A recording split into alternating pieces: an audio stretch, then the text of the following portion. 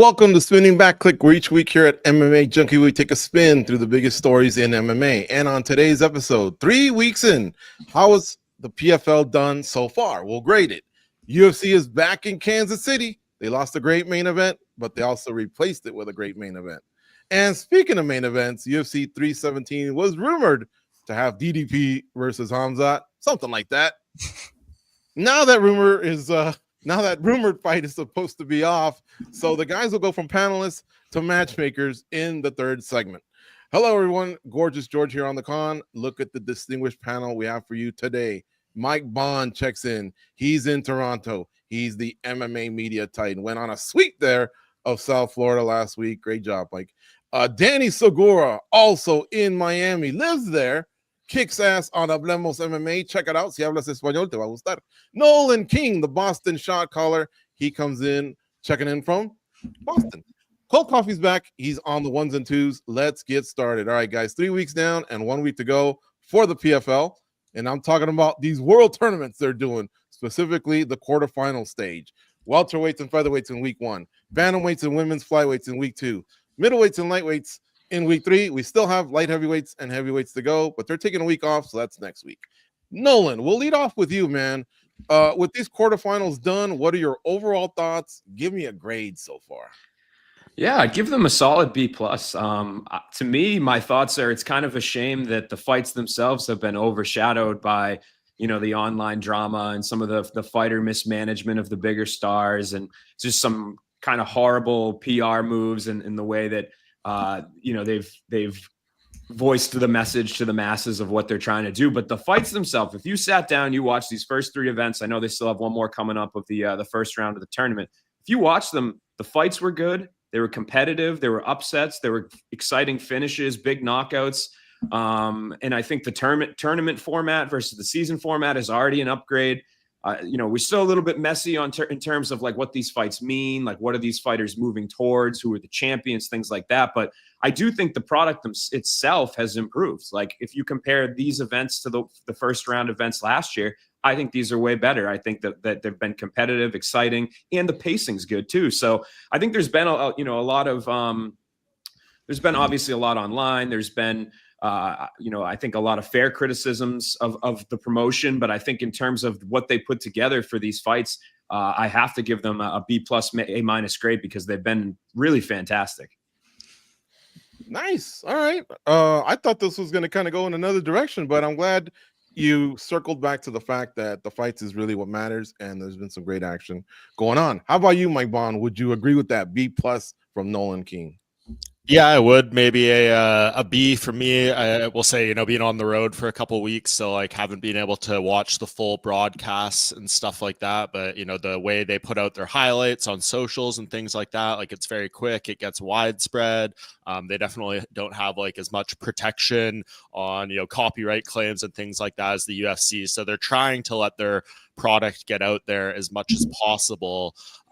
These tournaments have been hurt a little bit by some key fighters pulling out, but as Nolan said, like I don't really think the fights themselves for PFL have been the problem historically. It's been the pacing, the needless statistics on the broadcast graphics, like all these little things that they are seeming to pull back on.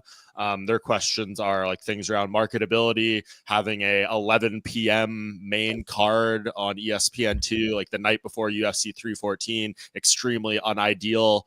Things like that, I think, are just still what's holding them back. But they have very good fighters. The question has been, if you look back on these $1 million tournament or season wins, it's like these guys are really good, but how are they uplifting the brand? How is them winning that money like coming back to them in terms of promotional exposure and all that stuff? And it really hasn't been there. So you look at the fields here, I don't know when these tournaments are done if that really is going to be any different.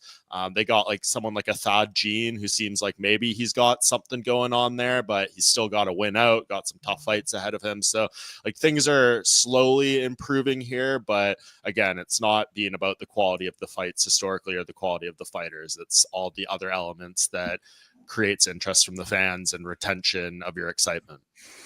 All right. Danny Segura, how about you, man? How are you feeling about PFL so far? Yeah, I'm between giving it a C+ and a B-.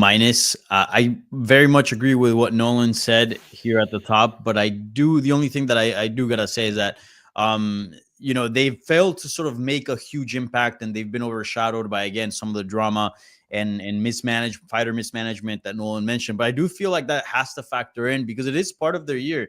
It is part of their company. So I feel like that is a big minus.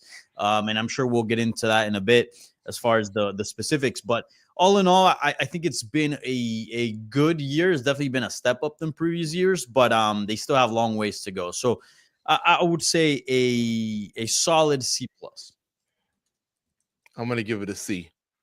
They purchased Bellator last year and made me wait a whole year, and I didn't like what they put together, and I don't like the fact that a lot of their best fighters have yet to even fight. I don't know. I guess, Nolan, to counter your point, I called fights for Tough Enough a few times here locally in Las Vegas, and if the matchmaking's good, I can see a good fight there. But I mean, good fights are good fights. But I just feel like, God, like they haven't maximized their roster. It's been a mess. And so I've kind of expected more, honestly. But man, you guys did a good job of at least saying, look, what they did put out there, those fighters delivered. We'll back those fighters going forward. They've obviously advanced to a semifinal stage. But it's good for all of us to look at it through different lenses. All right. What have you liked and disliked? Back to Nolan. Well, I guess in the like category, I do like that they have this tournament format now versus the season. I think it gives a little bit more of a purpose. It's not the whole product too, right? Like, you're not just tuning in and you're seeing these regular season fights where you might see a rematch right around the corner of a fight that you already saw before. Like, I think when they started last year, there was the first card that they did, or one of them, the heavyweight card, had 4 different rematches on that card. One of them was a trilogy. One of them was, fights that shouldn't necessarily be rematched either. So I do think them moving away from the season was big. I think this, like, kind of the Grand Prix style tournament doesn't seem to be something that really breaks, especially when you're not leaning your entire product on it. Like, you can have these showcase fights. So I think that's been good. The bad, I think they've done a good job of acquiring maybe some up and coming talent or some diamonds in the rough, like we saw with, Shakalova got an upset. Justin Wetzel got a huge upset. Mando Gutierrez. But at the same time, I think one of the things that's hurting them, and it may just be the landscape of the way that MMA is right now, is like they haven't really brought in those free agents that you say like, oh, wow, that guy ended up in PFL. Like, we saw that during the Coker era, right? I remember waking up one day and all of a sudden Corey Anderson had signed with them. We didn't even know Corey Anderson had left the UFC. When Rory McDonald went there were these kind of bigger names. Now, are there a lot of those opportunities becoming available? Doesn't necessarily seem like it. And now PFL doesn't seem to want to break out the checkbook for even the fighters that they have on their roster. So that might have something to do with it as well. But I would say that's the biggest thing, is just to make sure that I respect them doing the homegrown talent. They've had some stars like Dakota and Thad come through their own pathways through PFL that they've built them. But at the same time, I do think trying to be a major player in the free agent market could be something to really turn heads and to bring more people in and to add that intrigue. So that would be the one thing I would say that one of the many things I think PFL could improve on. All right, Mike, liked and disliked so far from the PFL. I guess the diversity of like what we've seen in terms of results, Nolan hit on a little bit there. It hasn't been all scratch in these tournaments, right? Like, you've seen some big upsets, you've seen some good moments, some emergence of some new people. It's just, as I said, on the first answer there, how do they capitalize on that and kind of maximize these people?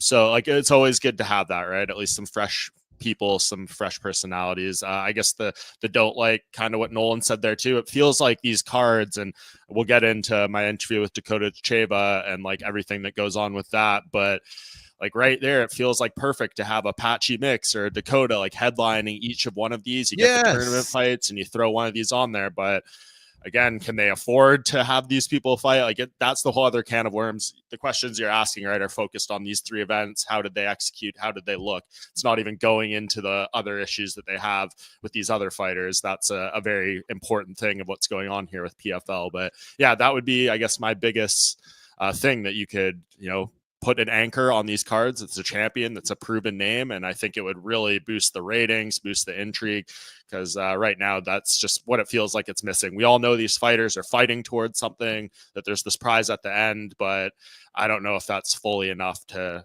as I said, get someone in their 11 p.m. main card on a Friday night. And you're on ESPN, for crying out loud. A few times Yeah. you've been on ESPN proper. But yeah, the switch of times. Okay, good. Let's go to Danny, then I'll give you guys mine. Liked and disliked, Danny.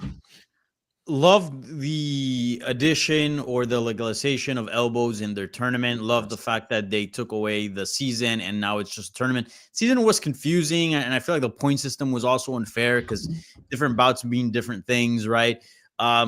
So I love that. The pacing seems to have improved a bit, so that was huge. It was just ridiculous to wait sometimes 30 minutes plus between fights. It was insane. So that's all great. Dislike, and I feel like we're all kind of touching on the same thing, but like what the hell was the point of buying Bellator? Because you disbanded the brand, right? There's no longer the Bellator brand, so you didn't buy it because of the brand. What we know is that you bought it because of the roster, but then you're letting go guys like Patricio Pitbull, Aaron Pico, Gegard Mousasi, Ryan Bader, James Gallagher, and the list goes on. And the few guys that you are keeping that are named, that have name value, like Patchy Mix, you're sort of icing them. So like, what was the whole point of buying Bellator? 2025 was supposed to be this huge, exciting year where this strong number 2 was going to emerge, because all of a sudden we have these two rosters mixed together. But it just kind of has felt like it's just been a Bellator year, and then a PFL year, and then the whole Bellator thing has been forgotten. Like, what was the point of buying Bellator? It almost seems at this point that the UFC has enjoyed more of the rewards of that strong Bellator roster than actually PFL, because they've signed a lot of these guys. So that to me has just been a huge fumble. You had a big opportunity here to do something big, and I understand it's not that easy. Some of these contracts were big, but maybe that's something you had to figure out prior to investing in buying the Bellator brand. But yeah, huge disappointment in not getting this big mix up of the Bellator and PFL roster. Exactly. I think you guys nailed all the points. There's really not much more to add. The pacing, way better. The fact that they only have to do 3 cuts in 7 months instead of 4 weight cuts in 7 months. I mean, some people are really hobbling to the finish line. And like Nolan said, rematches. The point system kind of backed them into a corner, right, where they kind of just had to do it. No politics here. These are the points. I think there was one time where Lance Palmer, like in 2019, had to fight the same guy 3 times. It was like, bro, this one's getting old, you know? But anyway, I think you guys nailed it all the way around. I can't say enough about the fact that they misplayed their hand there. When they came out, it was champions versus champions. I was like, oh shit, thing just started, and these guys are already colliding with champions. PFL took a big L there. I think Bellator went like 4-1 that night, but still, they all belong to PFL at the end. And then as the season unfolded, and then we got to 2025, we're waiting. Bellator has no more TV contracts to commit to. Where's the talent? And it's just been bad. All right, standout fighters or moments. Back to Nolan. Yeah, I mean, I think there's 2 so far. I'll just go. I'm not going to fence ride. I think Gadzi Rabadinov has become somebody that's a problem in a good way for the PFL and Bellator brand. I mean, he quietly won the tournament last year, and then he goes out there and just absolutely crushes Mark DeCasey last weekend. Won a real highlight reel, sort of violent knockout, and that's his 3rd knockout in a row. For a guy that came into the Bellator brand and through PFL as like a decision machine, kind of the typical Khabib style of wearing you down and beating you up on the ground, and now for him to kind of come out and start knocking out people left and right, I think he's somebody that we can have circled. And when we have these, if this continues, if he goes on, he wins this tournament, I think he's one of those guys that maybe we start having conversations about how they would fare in the UFC against some of the top talent. I think he's really coming into his prime, in a great camp, great training partners, and obviously some pretty ridiculous power. So that was an unexpectedly really good import from the Bellator brand into PFL. Mike, standouts or a moment for you in 2025? Yeah, love the Gadzi show. That's a guy who's been, training with Islam Makhachev and Usman Nurmagomedov since they were all little kids. So, one of the very best lightweights in the world, and elite like those other 2. For me, I will shout out Fabian Edwards, just because, after the 2 losses to Johnny Eblen, he felt kind of irrelevant a little bit and dead in the water. And then he was out of this fight, then into the fight. I don't know. It just felt like this was the setup for him to have another loss and kind of, I don't know. It's been a rough few months for the Edwards family, I guess, but he went out there and, turned it around. I think that inspired Leon a lot. You saw his excitement in the corner. So that was just a big moment. And, that's one of the names for PFL that they can have headline cards in the UK and in Europe and things like that. So he's an important addition, I think, for what they're trying to do, but you need him to be winning. So this was very important. I think we know what Impa Kasangane has done for them as well. So to kind of take that a little bit from him and try to build forward, I think that's a big deal. And maybe on Impa's side, you saw a little bit of the wear and tear of him fighting 12 times in the past 2.5 years or something. Yes. So 5 in 2024 and 5 in 2023. That's yeah. a lot, man. Seriously. Good thing for Fabian Edwards, the fight wasn't at 5 a.m. either. He looked great. The Edwards brothers look good if it ain't early morning. Danny Segura, a standout, or a moment for you in 2025 so far? I'm going to mention two. One, Thad Jean. I mean, that's one of the most promising figures that PFL has today. That guy has superstar potential, not only from his personality and all that, but like the dude's is undefeated and he's looking really good inside of that cage. And the other is talking about homegrown talent. Gabriel Braga versus Jesus Pinedo 3, the trilogy.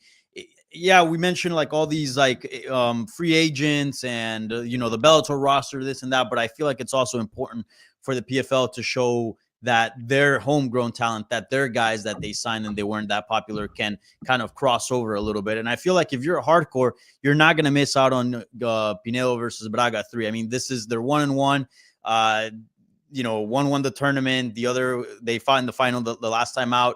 And just it seems there's bad blood in there, and it's just a fun matchup. Like you can't miss out on that one. So I would say those are two things I absolutely love about this year's PFL. I love it. Oh, sorry, I thought you were done. Go ahead. Sorry. Go ahead. No, yeah. No, I'm done. I was just going to co-sign on Pinedo. He took off 2024 because of an injury, and now he's back and he looks great. And then the other one's Jason Jackson. Always been a fan. I feel like he took the long road, kind of like the one welterweight right over at Kilt Cliff, who just gets no shine, no love because he was over at Bellator, now at PFL. But man, that dude's good, and he's one of the top welterweights out there. But winning this tournament would definitely go a long way for him. For us, super underrated guy. Super for underrated. sure. All right, you brought up Dakota Ditcheva, Mike Bond. She says she's returning this summer. She made some noise. She wanted to fight, and I don't know if she elected not to be part of this season. I don't think she wanted to be, and the PFL definitely didn't make her part of, I shouldn't say season, but the tournament. But she's also, again, part of the group of superstars that's not fighting. Now she told you something's in the works. I don't think we got a name out of it, or maybe she gave you a little whisper before you exited ATT. But tell us a little bit about that, and let's throw out some names here as a panel. But Mike, go first. It was your interview.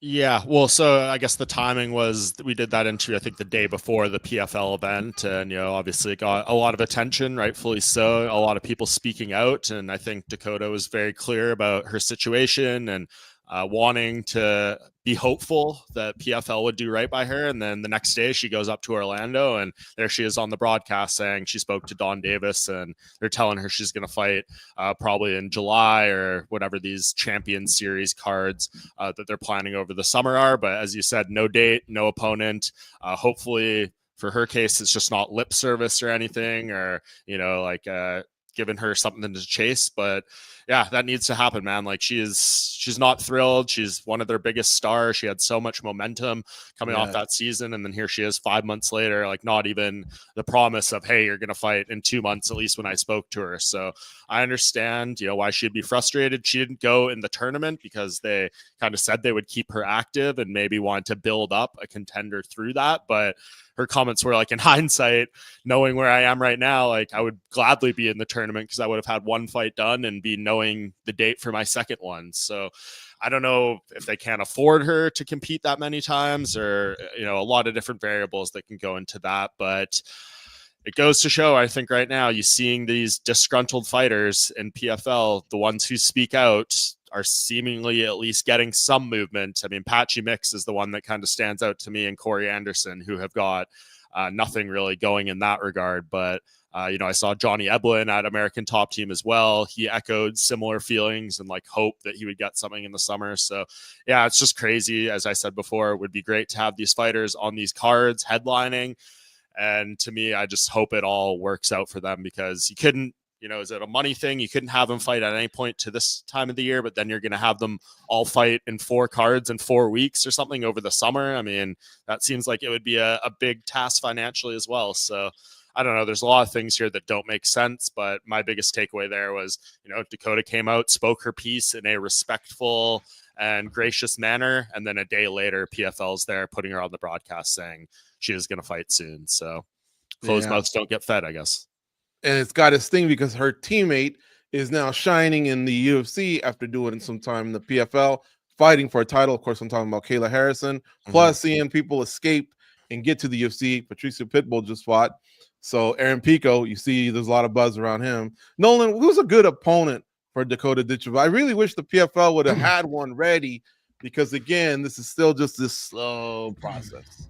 Yeah, it's tough. I mean, I was just looking at the roster as you guys were talking, and it's like half of these fighters that you'd want to see are in the tournament, and the other half, or a handful of them, have lost in the first round of the tournament. So I don't know. Maybe PFL could do something outside the box. I honestly am not really sure like who they could even slot in there, right? Because she already, she beat Santos. She had that dominant run last year, and then you have the tournament ongoing too. So they're going to have to pull something, I think, potentially out of left field to match her appropriately. But I just need to get her back in there. I think we talk about you asked the grade for the return and this season. And I think the product itself has been great. I gave it a B+, A-. But I think in terms of like just in terms of, PR is maybe not the right word. I don't mean the people that are pitching us interviews and, are trying to get their fighters out there. But in terms of just like the general PR of the brand, right? This is the person you don't want to be speaking negatively about your brand in any way. I mean, she's your homegrown star, arguably your biggest star. And for her to be disgruntled, I think, is on top of everything else that had already happened with Patricio, with Aaron Pico walking, with all these other bigger names being aggravated. I mean, this is just like the cherry on top of the sundae of people you don't want speaking out. So I'm glad that it seemed to be resolved pretty quickly. I guess we'll have to see when the fight gets on the books and what it is. But ultimately, I'm happy that she has a fight. And if I'm PFL, that's the one where I'm like, man, I can't afford to have this person speaking. And again, she was pretty respectful, but it still was just a terrible look to come after, just a string of bad events for PFL. I got a name for you guys. Danny, do you have a name? Because I got a name. I got 2 suggestions, but go ahead. I want to hear yours. It's coming from left field, guys. Paige Van Zandt. She was supposed to fight over at GFL. She doesn't mind getting bloodied up. She's a name, and it'll cost you some money, but I think it'll be a big spotlight for the PFL. And I'm sorry, I think Paige gets sent, back to OnlyFans. She'll have to take about a month off to recover. Power slap, you mean? From the knees that she'll take. Or the power slap. Yeah, that's my name there. How about you? What do you think, Danny? That's not a bad idea. I think the most important thing here is just getting her active, getting her fighting. Honestly, like it would be super ideal to get a name value like Paige Van Zandt, but I think the most important thing is just get her active. So I think Denise Kielholtz, she used to fight at Bellator. She's not in the tournament. She's a very good striker. She's had problems on the ground. I feel like that would be a really fun fight to kind of put over even further Dakota. Or I believe, and this is out of left field, but I believe Amanda Serrano is still signed with PFL. I think that'd be a lot of fun, and that'd be a pretty big fight. Okay. All right. I like those names. So get on it, PFL. What are you waiting for? Geez, we're matchmakers in the third segment. We became matchmakers here. Let's give some shout outs here to the chat. Remember, chat, we're having a Q&A at the end. That was my bad. I didn't say it, but at the end, if we have some time, we're going to answer some of your questions. So get them in there right now. I'll take a look at them and start getting them ready towards the last 5-10 minutes of the show. But Andrew Nance says, LFG, you know what that stands for? Boys, let's go, boys. Masters of the Universe, cracking up at our intro there, saying Goes looks funny in the flying karate suit. Anshul, Jubilee's gas station, let's go. Great panel today, according to Masters of the Universe. And then somebody came in from Pittsburgh. I wanted to give him a shout out. It was through Facebook. Mike Ardeno. Listen, if you guys have great comments and questions, I will include them. Quay Stefan's already getting ahead. He says, can't wait for Prates and Garry. And it'll Mhm. be, we'll start that in about 30 seconds. But real quick, guys, the patchy mix situation for PFL. How much is this hurting PFL and patchy mix? Nolan, you want to take that one? Yeah, I mean, I see him. He's venting his frustration often on Facebook. Guy obviously wants to fight, and I would argue that when they merged with PFL and Bellator merged, he was probably and still is the guy that I think is their best pound for pound fighter. He's right up there. So the fact that he has not fought, his prime seems to be wasted, is devastating. And again, just terrible management and I don't even know what to say about that one. Hopefully they turn him. Hopefully, again, if they're doing a super fight event in July or whatever, I guess that at this point it's only 3 months away, but the damage is already done a little bit. Mm-hmm. All right. Another nice day. Another thing from Quay Stefan, Mike Bond. I loved your interview with Dustin Poirier. All right. Listen, guys, if you guys can hit the like button, it would really help out this particular episode and, of course, the channel in general. And hit the subscribe button because you'll get free content like this all year round. We cover all the events, pre and post, and we have lots of video franchises and like what Mike Bond was just getting saluted for. A lot of our guys go in the field and do interviews. So hit like and subscribe. I'm telling you, you will be thanking me later. The UFC was coming off a rare off week, guys. Smart move considering WrestleMania was going down in Las Vegas, but they're back in Kansas City, and the main event is brilliant. Ian Machado Garry against Carlos Prates. Now remember, this was supposed to be Jamal Hill against I just blanked his name. Khalil Roundtree. Roundtree. Khalil Roundtree from Syndicate. And that fell off. Apparently they're going to do it overseas, but these guys stepped up. So shout out to those guys. Is it in any way a title eliminator? This might be a stretch, Mike. Is it? Gary's doing favors for the UFC. He's speaking up. He did lose to Shavkat Rakhmonov, but man, like he's really making some noise out there. And remember, sometimes the noise matters. Look at what's happening in the lightweight division. It's not always the most deserving. Is this a title eliminator, Mike Bond? It's a title eliminator if Bilal Muhammad wins and Shavkat Rakhmonov is still injured. I guess that's pretty much the only situation, because if Jack Della wins the title, I could see, Islam getting that shot or Shavkat getting it. And, that's kind of the way it plays out. So Ian Garry maybe has a path there, but a lot of stuff has to break in his way. He needs some bad health, some good luck, all that kind of stuff. Carlos Prates, I don't really see a path for him. There's just too many guys ahead. Maybe a similar thing. If people are hurt, the timing is bad. That could happen for him. But yeah, I mean, Ian Garry's saying, like, I'm going to go to Montreal after this and go into the cage and face off with the winner. Like, I get it. He's saying the right things. He's doing what he can. Feels a little entitled, him saying he felt like disrespected, he didn't get the call or whatever. Like, there is guys coming off wins doing good things. Jack Della Maddalena, I think, was the fine choice to go in that title fight. So yeah, I mean, this is a good spot to be in. Like, no negative things for the winner of this. I just don't see it as like a clear cut thing. It's just, have the win, keep your spot, and maybe you'll get lucky. Danny, do you agree? And by the way, I'm kind of glad Mike Bond went straight from South Florida to Toronto, because if he had a layover in Philadelphia, Sean Brady might be meeting him at Sean the Brady airport. too. How could I? Yeah, forget? what do you think, Danny? I mean, you never know. Like, a superstar can be created in a night. You just need a highlight reel knockout, a nice post-fight interview. So I do feel like there's maybe a chance. And keeping in mind that Ian Garry obviously has a whole country behind him and has headline events, and he's a big figure in the division. But Prates too. Prates is very, very likable, and we haven't really heard much from Shavkat. So like, could the winner here potentially find himself in a title shot? I don't think it's crazy to think, but I have to agree with Mike. There's just so much going on that it's hard to guarantee anybody anything at 170, just because like there's so many deserving guys, right? We talk about Sean Brady just now. Shavkat, who's allegedly sitting on the wings. I don't know what the status is as far as his health. And then you got no lightweight title fight booked, and we've heard of that. Islam Makhachev has his eyes on the 170 belt if Jack Della Maddalena is able to win it. So yeah, a lot going on. So hard to assure anything, but the winner here is definitely going to be in a great spot. I'll say that. Yep, and we got to throw Joaquin Buckley's name out there as well, right, Nolan? Yeah. And what are your thoughts here in this whole deal as we start to shuffle in all these names? Who's going to maybe be in the lead here with a win?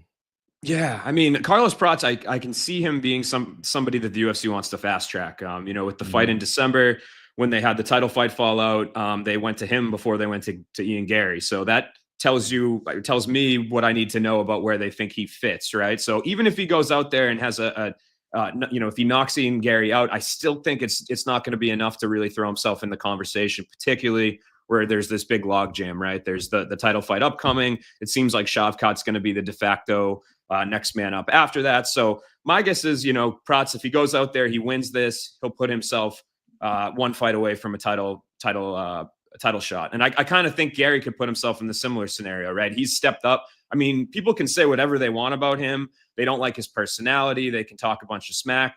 But the dude, I have to give him a lot of credit for these last couple fights, taking two really tough surging contenders on short notice, both of them, in a sport where I don't think a lot of fighters are necessarily scared, but I think a lot of fighters like to be smart with the way that they get to the belt, right? They try to take matchups that are maybe more favorable, and take that easiest path. And I honestly don't blame them. So for him to just raise his hand on these two opportunities to kind of step in front of trains, the last time it didn't necessarily go well for him, but I think he proved certain aspects of his game to a lot of us.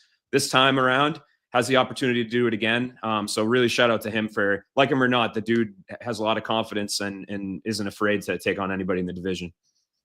Who's got the most star potential right now at welterweight, Mike? Gosh, I guess it depends what you're looking for, right?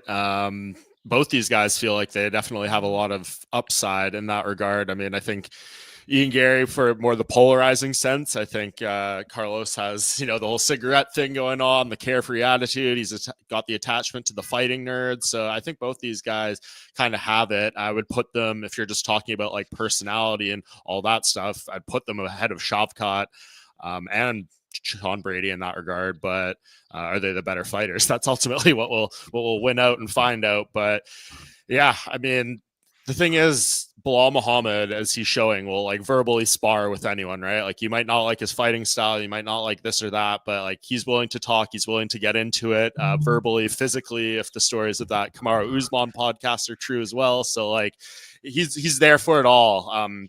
And I think he could make some good promotion with like either of these guys, less so than, you know, the fight with Shavkat, which felt like, you know, we're just doing this fight because it's merit and the two guys on the longest streaks and all that kind of stuff.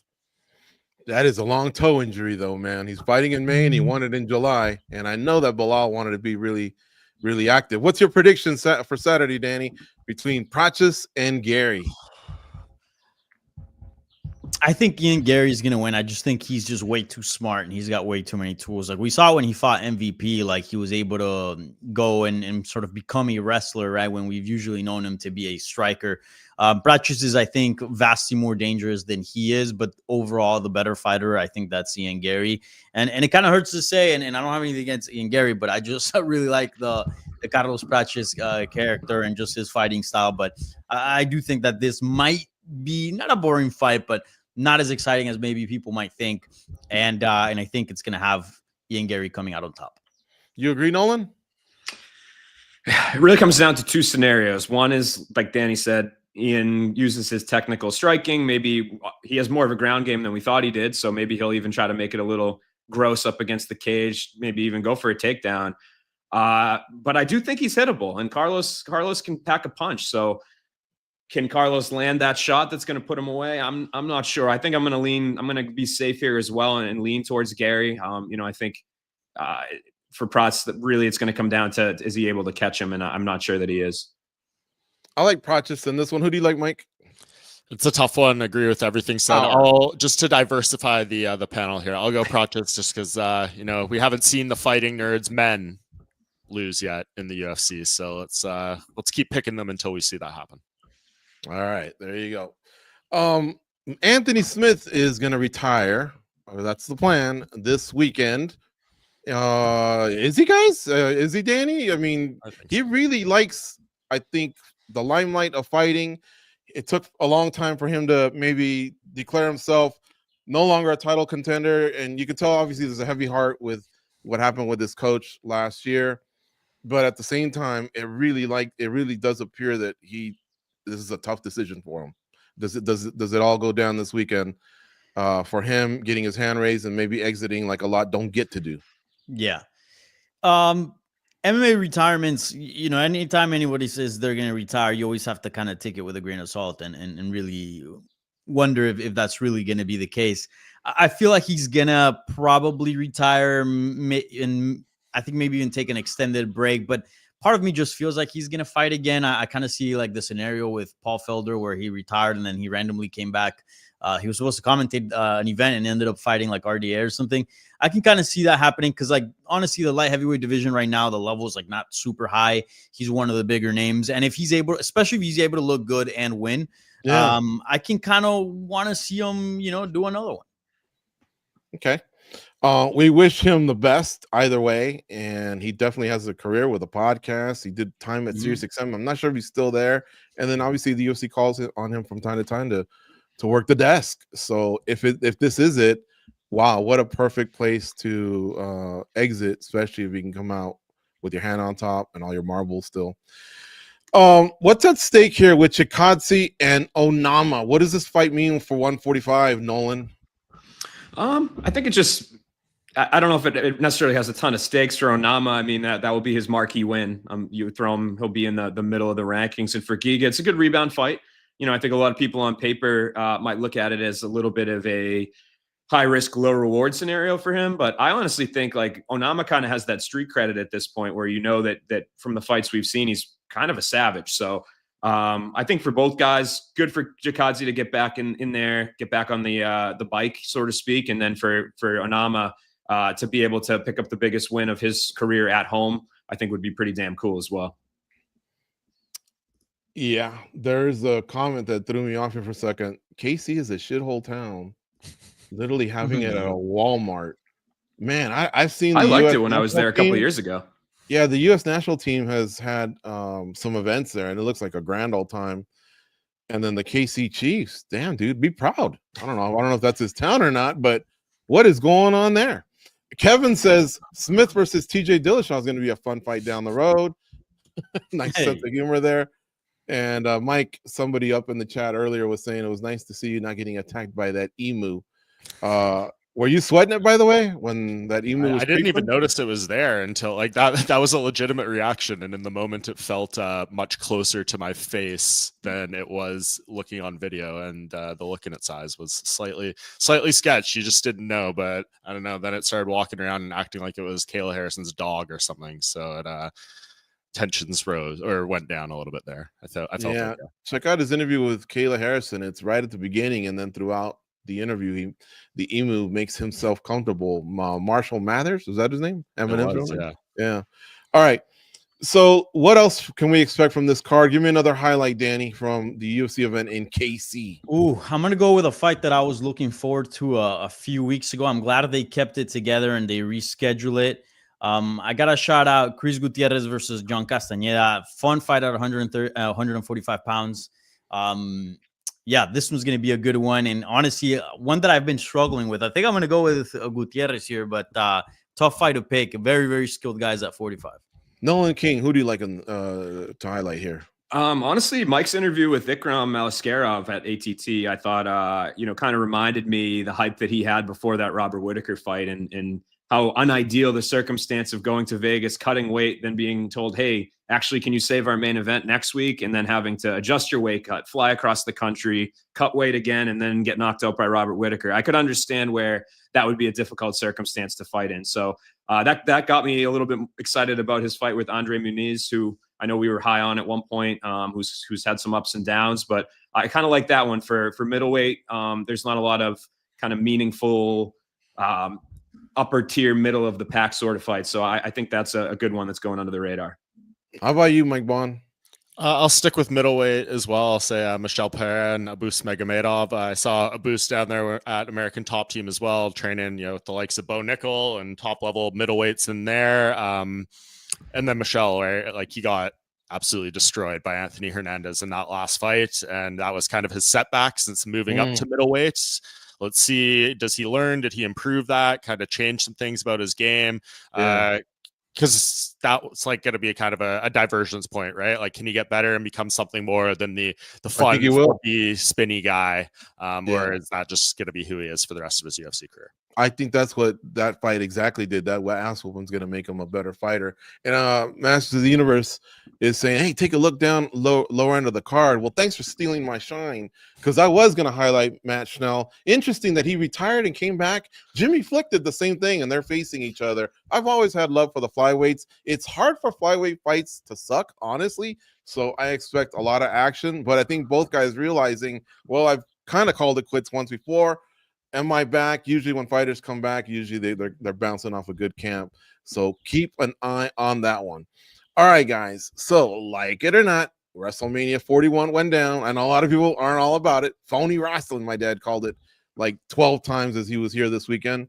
But look, lots of MMA peeps took the show in, including one, Dana White. He was part of the opening. I'm sure you guys recognize his voice. He identified himself. He was part of their opening, and he was there at the event. Okay, so why am I bringing all this up? Guys, we have been trumpeting a stadium show for a long time. We can't go to Krug Park because you can't have an event past 2 a.m. and to accommodate the 10 p.m. Eastern start time, blah, blah, blah. We can't do one in Hawaii because it's inconsistent there. It tends to rain, the weather, the politicians. All right. The Cowboy Stadium ones never happen, right? When are we going to have one? It's been a while. It's been like 5 years since the last one, and we have a proper stadium here in Las Vegas. So I told the guys, forget about being a panelist for the last 20 minutes of the show. I want you guys to be matchmakers. So what would it take to get a card here, guys? Now, remember, we're going to pretend International Fight Week is still in play. So let's address that. DDP was going to face, apparently, Khamzat Chimaev. Mike Bond asked Dana White at UFC 314's post-fight press conference about it, and he kind of gave that little smile, little twinkle in his eye, like, yeah, something's going to get announced. But notice last Tuesday, nothing got announced. And now we're hearing that rumored fight that was supposed to happen is rumored to be off. So we kind of almost have to fill this in, and maybe we could call this one the stadium show. I realize the stadium show takes a long time to build, so work with us here, folks. But let's start from the bottom up. We gave the guys some criteria, a female fight, 2 title fights, some heat between the fighters. What do you got? All right, Nolan, what's your fight before the well, no, you know what? Let's talk about real fast that middleweight fight. Do you think is it the type of injury that it could set things back a little bit? And do you guys want to preserve it? Nolan, Khamzat, and DDP, just real quick, because it sounded like that was a strong rumor. Yeah, I mean, I think that's the fight. It's the most intriguing one, right? I think middleweight's in kind of a weird stage where sure we have Imavov and we have Barallo moving up the rankings, but I think generally speaking, there aren't a lot of new, fresh, big fights that you can make. And I think DDP Khamzat has all the weirdness. The both guys have, Khamzat's, I think, at the point where he's earned it. And so I hope, depending on the injury, again, timing is everything with these things, but I hope that that's something that we can see, in the late summer, early fall. I need to see it. There's not many middleweight fights I need to see. That's the one. Khamzat tried to cook DDP, calling him bullshit, and then DDP posted the last 2.5 years, and it showed where Khamzat's pulled out of fights. He's had cancellations. But if he went down in the comments, he actually questioned a commenter by saying, did I even sign for the fight? So I don't know what kind of injury this may be or what kind of a play it may be. But as we get information, we'll have it available on MMA Junkie. Let's go back to building a fight. Nolan King, what would be the fight that sells the pay-per-view? Someone's on the fence. They don't know whether to get it or not. The $80 is a lot nowadays, right? What's the fight that you would do in the main event of the feature prelims? If a feature prelims, you're gonna get where I'm coming from here as we go throughout this. But I think it's a perfect slot for Mauricio Hufi to step in there. And so, who's a realistic opponent for him? On that main prelim slot, I think Grant Dawson is a good one. It seems like Beneil Dariush is the one Hufi wanted. Sounds like he's going to fight Renato Moicano next instead. So this is a way to get Hufi in the rankings and get him a big fight, big opportunity, and continue to promote him the way that they are. Who's yours, Danny? I'm going to go with a fight that's already existing on the card. Mano Cap versus Brandon Royval, main event of the prelims. I think that'd be a lot of fun. Mike? I said Patricio Pitbull versus Dan Ige. I think would be fun. We saw Pitbull put out that little poll. Who should I fight next? I think Dan Ige was the leader there. Two similar body types. I think that would be a good one for Patricio to kind of show more of himself than he did in his debut. And it's always a question for a Dan Ige fight. Can someone ever be the first to finish Dan Ige? We'll see if he can. All right. WrestleMania spawned this idea, and they're all about surprises. So I'm gonna give you guys a surprise. What are we doing with Michael Chandler? Some people want him to retire, give him another fight. The UFC seems to love him. How about him versus Eddie Alvarez 3? We bring back Eddie Alvarez the same way they brought back Jeremy Stevens. We settle that trilogy. That would be the one, I think, that whets the appetite for the main card. All right, let's talk about the main card. What are you starting off the main card with, Danny? I'm going to go with Salsa Boy versus Derek Lewis. And I mention this because Waldo Cortez Acosta has just been calling this guy out almost every day now since his last win. I think that's a fight that is important for the heavyweight division. That makes a lot of sense. And someone's getting knocked out. So Salsa Boy, Derek Lewis to open up the card. Nolan. I'm going to go with keeping with the theme of the fighting nerds, Jean Silva versus Josh Emmett. I think that would be a banger of a fight. Again, help build John Silva's brand a little bit, maybe, or Josh Emmett can play spoiler, which we've seen him do before. So I think that's one where you gotta make sure your eyes are glued on the TV because somebody might be going down. So we have someone coming off a win and someone coming off a loss, but that guy coming off a loss has been at the top, so they're colliding in the middle. 10 versus 11. It's perfect. Okay, Mike, how about you? Who starts off your main card?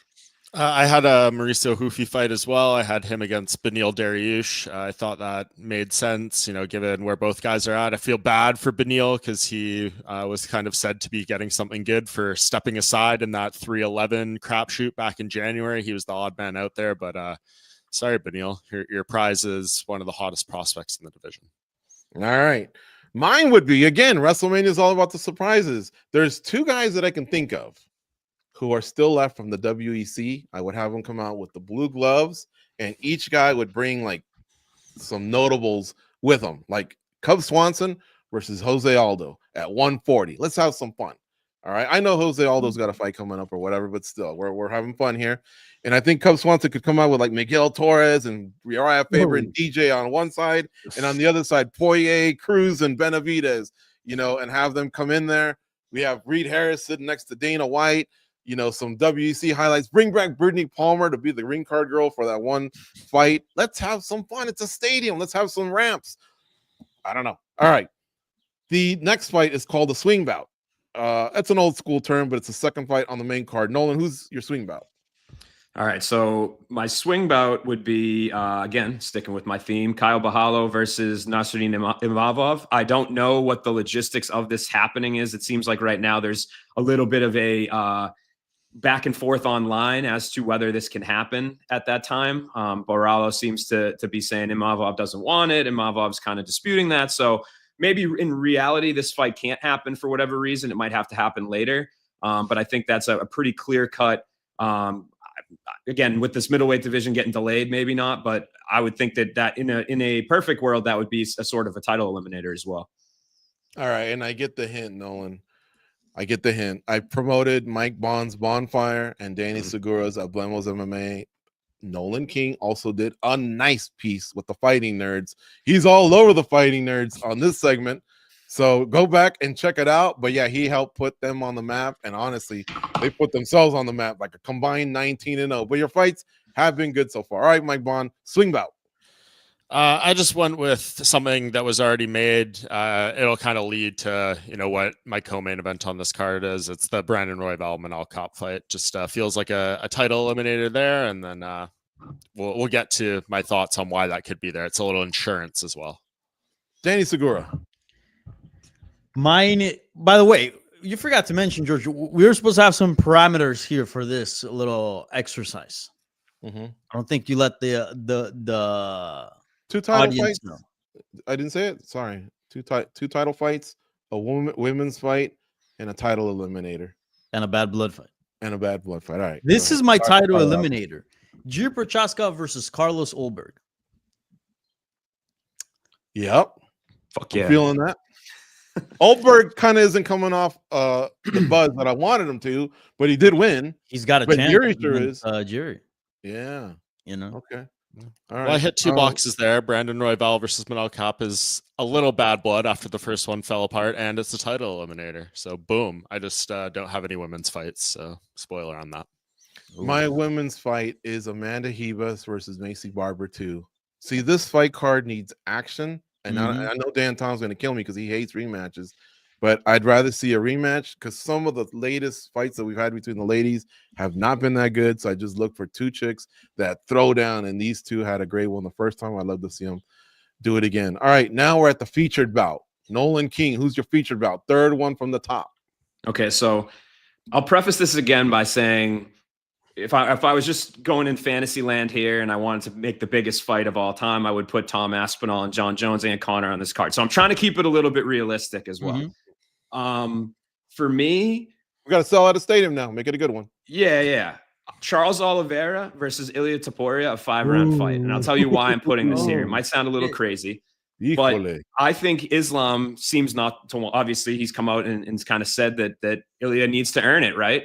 So not to give away what my main event is, but putting it on the same card, having that opportunity to build a super fight down the line as well, kind of kills two birds with one stone. And obviously, I think Topuria versus Oliveira, who's going to complain about 5 rounds of that? I like it. Mike Bond, featured bout. Yeah, I also have a lightweight fight. And you did throw us for a bit of a loop here, George. You added the whole stadium element into this. Like, I'm sorry, none of these fight cards, let alone my main event, is selling 70,000 seats. Like, I would need to redo this and have all willingness. But if you're saying for International Fight Week, T-Mobile Arena, which is a huge problem in even getting us to a stadium show. They have exclusive rights on UFC pay-per-view events in Las Vegas, so they'd have to work someone out like they did with Sphere. But I do have a lightweight fight, an important one as well. It is Justin Gaethje versus Arman Tsarukyan. That's a title eliminator right there. Both guys feel they deserve a title shot. Both what guys I think need the one more just to get them over the hump and have all the other stuff kind of torn down around them and say, I'm definitively him. So give me that one. That's a good one. Danny Segura.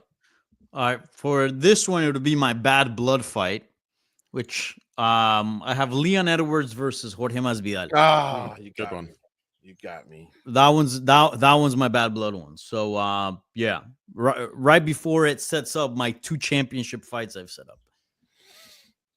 I got the same one. So we'll move on. But that's bad blood, and that's perfect timing for both of them. And what's Masvidal waiting for? We did an interview with him last September, and he said it's right around the corner, and we haven't heard anything. So anyway, all right, we're at the co-main event, right? Nolan, did you give us a feature bout? Yeah, you did, right? Yep. Okay, so back to Nolan, co-main event. So I'm crossing off my women's fight out of the stipulations here. I'm going to go with the super fight, Valentina Shevchenko versus Zhang Weili. I think that's A, timeline wise, it seems like it's something that can align, and B, I think we're at that point where I'm not somebody that's always out here shouting for super fights. I think you hurt the divisions when you start doing stuff like that too much. But I think we're at the point where both of these women, sorry to Verna Jandiroba, but wait a little bit longer because it's time to see Valentina versus Weili. All right, how about you, Mike? As I said, I did not have a women's fight on there, but this is my realistic title fight and probably one we're going to get, and it's been rumored and all that stuff. Flyweight title, Alexandre Pantoja versus Kai Kara France has the connection to the title eliminator I mentioned earlier. You got a backup fighter. You have an option in case anything crazy happens. And yeah, I think if there's any fight that's been mentioned on this entire segment of the show that is most likely to happen, it's probably this one. So, Danny, co-main event. So here I'm crossing out my women's fight, and I'm going to go with Valentina Shevchenko against Verna Jandiroba. That's why I was giving a thumbs down to Nolan here. It's the fight that has to happen. And whoa. Why does it have to happen? Huh? Why does that have to happen? Sorry, I meant to say Zhang Weili versus Verna Jandiroba. My bad. Okay. Got that one messed up. It has to happen, right? Like one of my I love Zhang Weili, but the thing is that she doesn't fight often enough. I feel like she's fighting like once a year. I'd love to see her back again. And before she takes on a Valentina Shevchenko, because I do feel like that fight could be fun. She's got to address things. You got Verna Jandiroba. What is it? 5-6 wins in a row now. And she looked good in her last fight. Looked good in her last fight. That fight has to be addressed. So that is my women's fight. Zhang Weili versus Verna Jandiroba. All right, my co-main event is Islam Makhachev versus Justin Gaethje. It provides insurance for my main event, which is still yet to be revealed. And so I'm obviously anointing Gaethje as next. Sorry, Arman Sarukian, Charles Oliveira, and Ilia Topuria, but I can already smell what they're cooking over here in Las Vegas, and I think that's where they're headed. Time for the main event, guys. Nolan, what's your main event? Yeah, I mean, George is just out here trying to one-up me right off the bat. He knew what he was doing here because my main event is Islam Makhachev versus Justin Gaethje. So now it looks like I'm selling some wolf tickets here with this whole thing. But I think, again, realistically, I think it's the fight that, just judging by the different parties involved, seems like it's potentially, if you needed to make a lightweight fight right now, that it would be the one that seems like everybody would be on board for it. I mean, the UFC's not, for whatever reason, I mean, didn't seem like it was necessarily his fault, but they don't love that Arman pulled out of that fight in January. It seems like he's going to have to fight again. Ilia, again, that's Ilia versus Makhachev. I'm not the guy to beat the drum on the super fight. I would not complain one bit if we got to see that. It'd be a huge mega fight. So that would be cool, but Islam doesn't seem super warm to it. So who does that leave? It leaves Justin Gaethje, I think, is the next guy up. So that's just timing wise, without any sort of extended long-term negotiations necessary. That would be my main event. Mike, how about yours? Yeah, I went again with this whole thing, the super realistic route, just based off who's available and what we're most likely to get for this international fight week that will be in T-Mobile Arena. So yeah, I would love to see Islam defending his title against anyone. Don't know if that's going to happen. I think the main event we could get, and maybe will get, will be the rematch for the light heavyweight title between Magomed Ankalaev and Alex Pereira. Would it be out of character at all for Alex Pereira to step in, save another big pay-per-view where UFC is like struggling with option A, B, C, D, and E seemingly that they want? I think that's potentially on the table here. So you see Ankalaev out there tweeting about summer, things like that. It seems like he might be ready.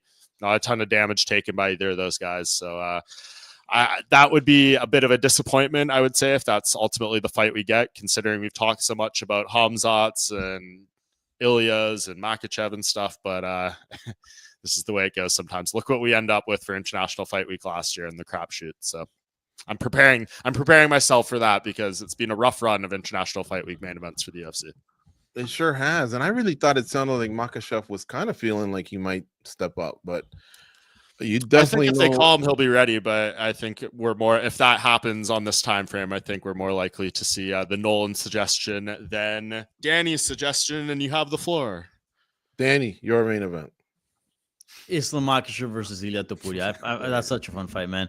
Ilia Topuria is down. We just saw him recently on JRE, and he's dying to get that fight. I know Makhachev is not too keen on it, wants to see what happens at 170, but I don't think Bilal Muhammad is losing his belt. And 155 title has to get defended. And I feel like the better fight there is against Ilia Topuria. I do have to say that the Justin Gaethje obviously fight has a lot of life, but if I'm putting my dream card together sort of realistically, I feel like that is a still realistic option. And yeah, I'm going to go with Ilia Topuria versus Islam Makhachev for my main event and second title fight on this card. Jones versus Aspinall for me. You got to fill this stadium and you got to come strong. So that's why I got my two title fights, and I got the banger fight with Edwards and Masvidal. And yeah. So could this sell out a stadium? That's the question. Well, I think you know maybe what? if you combined it all. I think we could collaborate and we can figure it out. We can definitely sell out a stadium. I checked on WrestleMania early in the week, you couldn't get in for less than 500. And by Sunday, you could get in for 250. So maybe prices dropped. People maybe 2 days though as well, right? Right, lost some interest. What do you guys think of the card? Jones, Aspinall, Topuria versus Makhachev, and say Kayla Harrison versus Amanda Nunes. Does that sell out 70,000 seats? Yeah, I think so. Yeah, that's the best they could do. I think you got to announce it far in advance too. Yeah, you got to announce it. Like you got to take an old school playbook and like announce it even before the contracts are signed, even before the fighters. Yeah, you got to take them to LA, New York, London, do the press tour, Dubai, Jones and Aspinall, and get this thing going real quick. Mike, you have Poirier and the notorious Big Lewis, but he was some Masters of the Universe is wondering who your favorite fighters are at the moment and of all time. If you have time to answer, can you make it quick? Oh God, we'll say Poirier, Max Holloway, John Jones. Those are some of them. Mm-hmm. George St. Pierre. And what main event could reality save 317? I think we already answered that. It really sounds like Ankalaev and Pajeda's in the works, although Makhachev is throwing his hand out. And they also want to know, panel, how about you, favorite fighters to cover, Nolan and Danny? Nolan, go first. Ooh, I don't know. That's tough. I mean, I think Current just and all time, by the way. Yeah, that's a tough one. Honestly, like, I mean, this is going to be kind of a broad statement, but I think just dealing with people from literally all over the world is really cool. Like, you know, learning about the different cultures through these fighters that you interview. Oh, this is the first, you know, Themba Gorimbo is the first fighter from his country, and interviewing guys, kind of getting a feel for what their country's like, and also kind of what the sport's like there as well. So I don't know. It's hard for me to just zone in on one fighter, but I always do like meeting people from all across the world. I think that's a really cool element of what we get to do. Danny Segura? As far as fighters that I've covered, like what's one of my favorites is the question. I'm just gonna mention a recent one, Diego Lopez. Like, this guy has had a really short UFC career. He's taking mine. Yeah, and I like him too. I've covered him from the regional scene all the way to this title fight, and it's been in a short span, and I've witnessed it all. So I think I've interviewed him every single time before and after any of his UFC fights. So yeah, it's been fun. I love, one of my favorite things to watch is, and it happened to me with Brandon Moreno as well, starting to cover them from the very beginning all the way till they reach to the top, and that's just, you kind of see the evolution, not only as a fighter but as a person, and that's nice to watch. Diego Lopez for me is going to be another one. I really enjoy covering him. These guys have done a way better job with some of the current crop. So I'll give you an old school one. Vanderlei Silva used to live in Las Vegas. He came to our studio and used to share some really, really great stories. One guy I've never gotten a chance to interview is Alex Volkanovski, and he seems like one of the coolest dudes where you could crack open a beer, have a barbecue, talk about other sports, but I haven't had the chance. Hopefully we can one day. And folks, thank you so much for tuning in to this week's Spinning Back Clique. Remember, fights on Saturday. The UFC's back with their show in Kansas City. PFL's taking the week off. They'll be back next week with light heavyweights and heavyweights. And shout out to the fighting nerds. Good job there, Nolan, with the glasses. I want to get a pair of those as well. And thank you so much for supporting us here on the show. Check out the channel, subscribe, hit it today. Lots of great interviews. Again, big shout out to Mike Bond. Caught up with a lot of people down at American Top Team. It's free. It doesn't cost much. Hit the like button. It means the world to us. Rest in peace, Pope Francis. We'll see you all next week. Be champions.